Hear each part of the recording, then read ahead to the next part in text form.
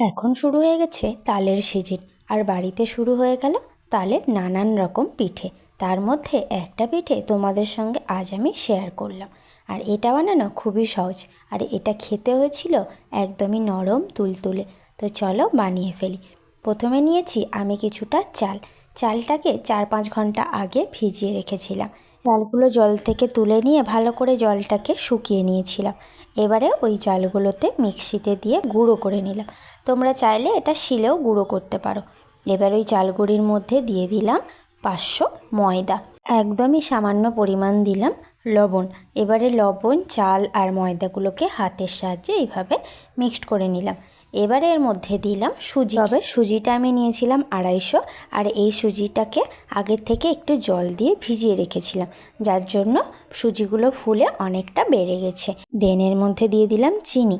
এখানে আমি চিনিও নিয়েছি 500, আর চিনিটা অবশ্যই একটু বেশি দেবে, কারণ একটু বেশি মিষ্টি না হলে কিন্তু খেতে খুব একটা ভালো হয় না, তাই এখানে চিনিটাও একটু বেশি করেই দিলাম।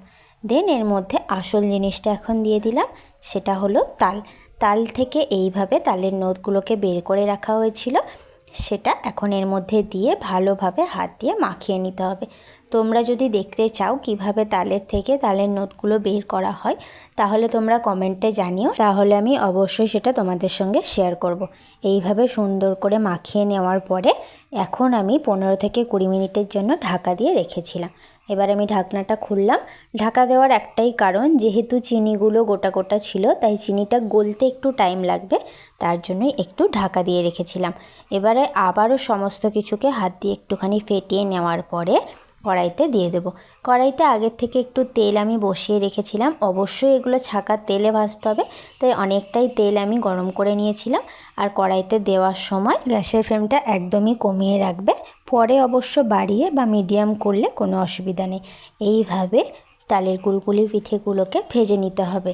একদিক ভাজা হয়ে যাওয়ার পরে আমি এইভাবে একটু নাড়িয়ে চাড়িয়ে দিলাম, যাতে আরেক দিকটা ভাজা হয়ে যায়। আর যেহেতু এটা পুরোটাই ছাঁকা তেলে ভাজা হয়, তাই কোনো অসুবিধা নেই, ভেতরটা আরামসেই কুক হয়ে যাবে। এইভাবে লাল লাল পিঠেগুলোকে ভেজে তুলে নিলাম।